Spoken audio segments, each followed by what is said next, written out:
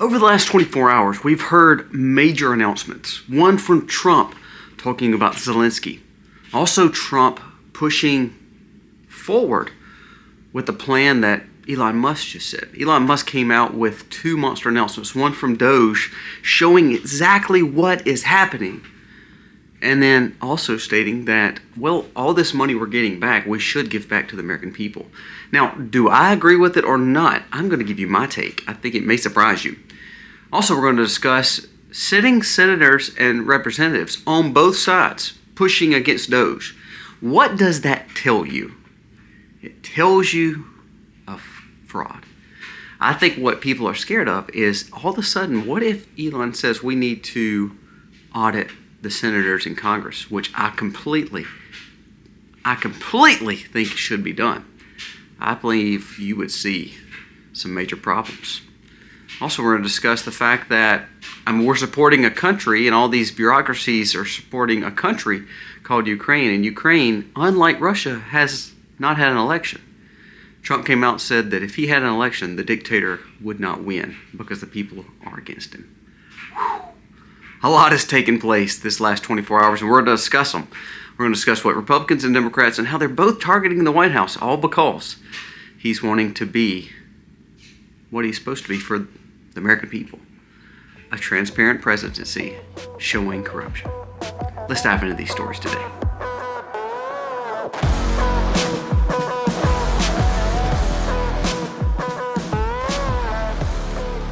Hey guys, welcome to The Max. Thank you so very much for being here today. If you are new to our channel, please go down here, press subscribe, ring the bell. Give us a thumbs up or a thumbs down, that's okay, but let us know what you think about the content of today's video. Remember, when you comment and when you are subscribed and when you give thumbs up, that tells us in our analytics that you're enjoying it, but also what it does, it enters you into a giveaway. We're doing a giveaway with Survival Garden Seeds this month. We're also doing some other giveaways with other sponsors of ours, and we want to say thank you. So please keep commenting, keep making sure you're subscribed, and that way we will be able to put you in the drawing for the end of the month. So make sure you're tuned to that. Also remember, I have another channel, Life with Colby Mack. It is a 15th or 16th video coming out on it this weekend, just to show kind of the behind the scenes. So make sure you are looking for a new video over there, because we also do a giveaway there as well. Now let's jump into the content of today.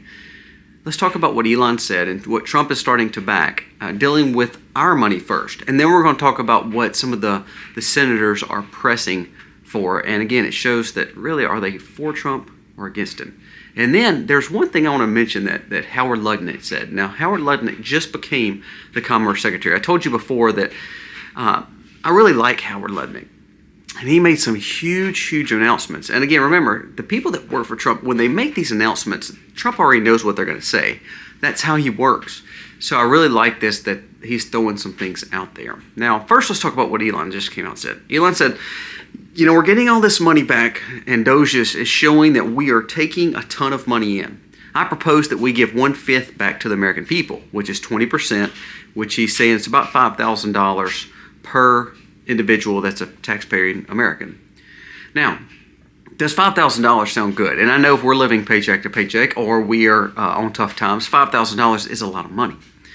I have two thoughts on it. First and foremost, this is not stimulus. So when people say, oh, well, we complained about stimulus, $600 and $1,200, and you saw how much it inflated our economy. Okay, I saw that. I didn't agree with stimulus. I don't necessarily like the $5,000 coming back to us because we're in the hole as much as we are. Now, it is different from stimulus, because what you're doing is I'm saving money. Money's already been printed and money's already allocated, so therefore government would waste it anyway. We're going to give it back to the American people. So it's not stimulus as per se borrowing money to give to Americans. Sadly, it is borrowed money that they're going to give to the Americans. Now, what's the difference? The difference is this. Stimulating, like we did with the $600 and $1,200, was, okay, I'm going to print money to give to the economy, to the people, and basically that made inflation because we did not have the money. It was excess spending. Sadly, we've spent and had excess spending, and we're in a deficit to where this money is already allocated and pretty much already put into the markets based on the fact of the waste and fraud. So what he's saying is we're going to recoup some of that waste and fraud and take 1/5 of it, give to the American people, 4/5 of it basically back to the Treasury or back to the fact of paying off our debts. So I don't really have just a complete and utter approval or disapproval of this. Here's what I would say though. When we get money, say you have a windfall, and you get a big chunk of money or a bonus at work or a major commission at work, if you're in piles of debt, instead of saying, well, I need to just go, take myself out to eat, buy me something nice because, I've worked for it. You may have, however, you're still in the hole. So here's what I would propose. If it was me, and again, they're not looking for someone in South Mississippi to give them advice, but here's what I would say. Instead of giving me $5,000, which if you choose to, I'm not completely for it, but again, I understand the sentiment, and I do believe it would help people. So I'm not to a point where I'm saying I fully disapprove of it, but here's what I would say. If it were up to me, I would say instead of giving money back to the American people, cut their property tax or their income tax or both and give them a holiday, meaning not a weekend holiday, not if they buy something like a sales tax holiday. That's not what I'm saying. I'm saying you give that money back to them to where if they owed tax or if they were delinquent or if they owe back taxes or if they have year-end taxes due, that money is no longer due. They have that money, that much of a gift back to them. So it will basically affect each person because they're getting I don't want to say credit, but they're getting a portion taken off their tax. They're getting a portion towards their property. They're getting a portion towards their income tax. Now, for the people who are not paying that or, for instance, get money back and it's one of those cases where they don't owe anything, okay, I'm okay with some of that money going towards, those taxpayers. I have no problem with that. But what I'm saying is we're already in a problem. Instead of giving money back to constituents, what I would say is give them a tax relief and then use all the money that you're recouping to pay towards the deficit. And now, remember, we're not paying towards the deficit as in the big debt, 36, 37 trillion. We have a $2 trillion deficit per year, meaning we are borrowing money and spending more money than we actually take in for the year. So, yes, I want it to go towards the debt, but we're in a deficit. So it's going to keep on adding to the debt if we don't get the deficit under control. So for me, will I not agree with a $5,000 payment? It's not that I'm against it. It's just I think we could utilize that money better. Now, let me go back and say this. If we do get $5,000, please, first of all, I always say, you need to give a tithe, I believe tithing, but please put this money up. If you want to pay little bills and all that, don't say that we've earned it and we should do it and spend it. Please save that money for a rainy day. That's a good chunk of money for someone who is living paycheck to paycheck. So please make sure you are wise if we do get this money back. Now, Trump has come out and actually shown support for this. Like I told you, a lot of times Trump's people will say things so that way it kind of wages the waters to see if Trump is going to back it or not. Well, Trump has actually came out and said he's in agreement to this because he knows it's a kind of a win-win for him. It makes him look good because the country is saving a tremendous amount of money. You're taking 20% of the 80% and giving it back to the constituents, which is saying promises made, promises kept, to give you more money in your pocket. So it actually, on a political side, it is really a win-win. You know who's pushing against it, though? Your congressman and your Senate. Let's go through a few stories here. Jamie Raskin says that Doge, he wants to bring a lawsuit against Trump because Doge is getting information of people. Well, remember, so is everybody in government is getting the same information. They're not getting any extra clearance than anyone in government already has. But it shows on the Democratic side, they're trying to push against it. Every Democrat is standing against Doge right now. Now, that's the Democrats. What about the Republicans? Cornyn came out and said that John Cornyn, which is a complete rhino, has come out and said that he is fully against Doge and what they're doing and they're going too far. Lisa Murkowski says Doge is going too far. Susan Collins has said this as well. Lindsey Graham tries to play both sides. John Thune tries to play both sides. So the leadership and the senior Senate is actually pushing against it too. You know why? Because if you really got down to it, these Senate and congressmen are getting rich off our tax dollars. Not just the annual income. all these spending, like for instance, there was a story done that said, and Thomas Massey made, I thought a phenomenal wise point. He said, you know why Congress and Senate are against Doge? He said, because what they're doing is giving money to all these special interests. He said, and a lot of them, their constituents, and the way they get back in Washington is they just give money and blow money to all this pork. He said, if you stop their pork, they may lose their job. He said, so what they're actually going to do is push back towards Doge. That's exactly what is happening. Remember, it's not the fact that, that this museum or this college shouldn't get this stadium. The fact is you're using taxpayer dollars to do that, and guess who allocates a lot of that? Who gets that money? The Senate and representatives. The problem with the whole structure of the legislative branch now, instead of helping the people in their states, they want to just grab money from the government and from tax and say, well, everybody's doing it, so I might as well grab some too and do a pork project to provide something for their state, for their constituents. I'm fully against this because what we realize is we don't need some of the waste and fraud that we're actually doing. And I think this is a meal ticket for the Senate and their Congress to keep making tons of money, become millionaires, and also, quote unquote, keep their jobs in Washington because they're wasting the money. So I think you're seeing a lot of the rhinos and, of course, the whole Democratic House and Senate pushing against this because it is meal ticket money for them, and you are causing problems to it. So that's why I believe that you're seeing Elon and Trust making monster announcements, because what you're actually seeing is how deep the state actually is, and seeing how some of these are going to keep on pushing back because you're hurting their meal ticket. Do they want to help Americans? Maybe, but really they want to help themselves more than they want to help Americans. They're definitely more narcissistic than they are caring, for sure. Now, let's talk about what Howard Lutnick said, and then we're going to jump into Ukraine.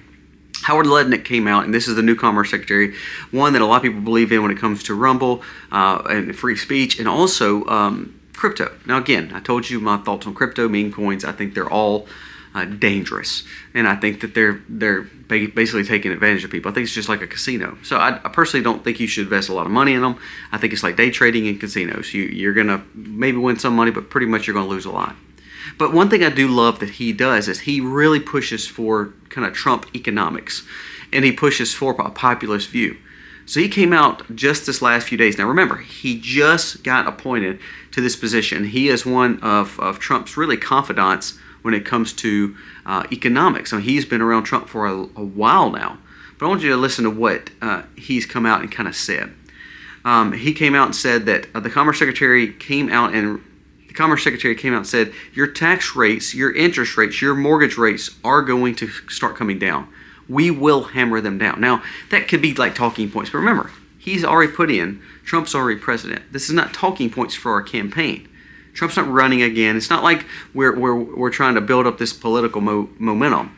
What this guy's saying, and again, he has done very well of pushing economics that Trump has wanted and been a part of his kind of inner core for a while. And for him to say, look, we're wanting to get those rates down. Commerce Secretary, this is what he does. This is who he is. Him and Doge together, along with Elon, along with the fact of Bessent, they're all wanting to see interest rates down, but it's not going to be fake interest rates down, like quantitative easing or just let the Fed drop the rates because that means inflation go up. What they're trying to do is say, look, we're not only going to cut your taxes, we want to cut spending, so therefore we're not filling the inflation just because we're willing to cut your taxes. We're not raising up on the deficit because we just want to help you out and give you a little bit more money in your pocket for right now. What he's saying is we're going to cut all your rates, not because, like every other politician, just to cut them.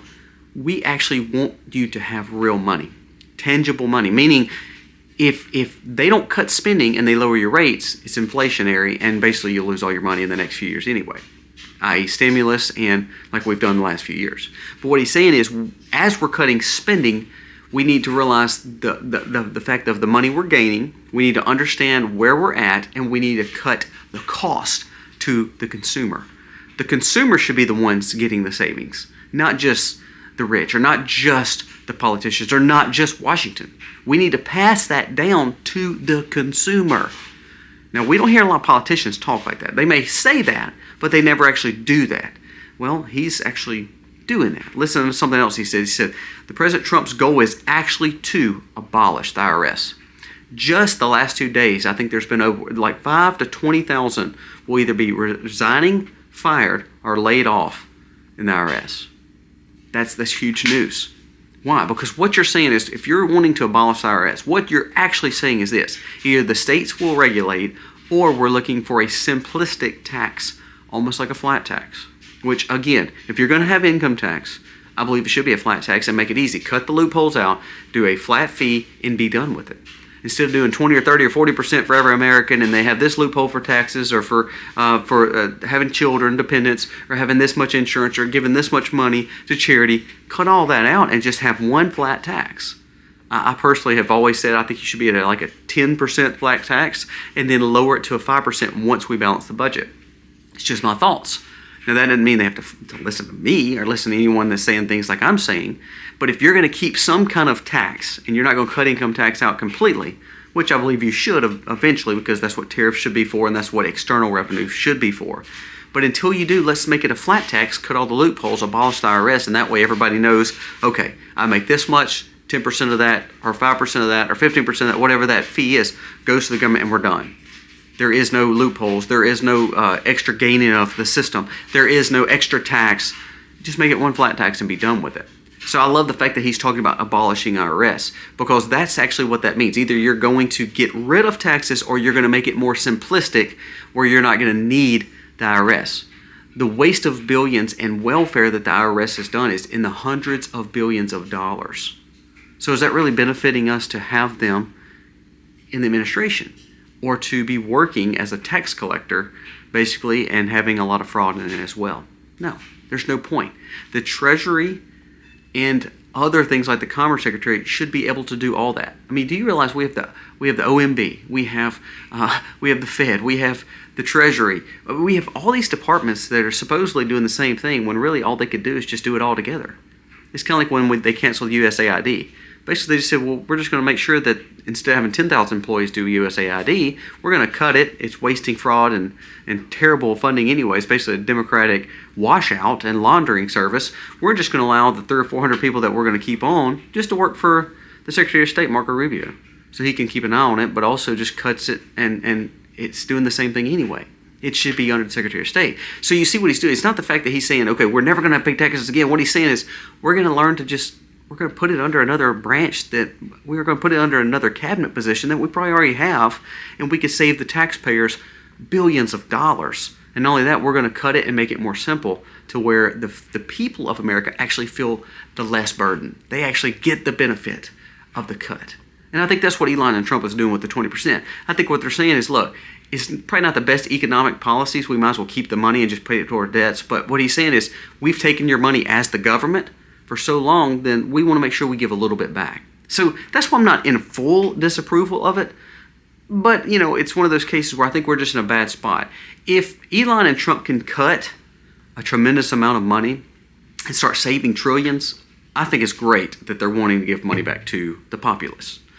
If we can't cut as quick as we wanted, and the Senate keeps standing in the way like they're doing, like John Thune just came out and endorsed Lindsey Graham's budget plan, which still has $50 billion going towards Ukraine.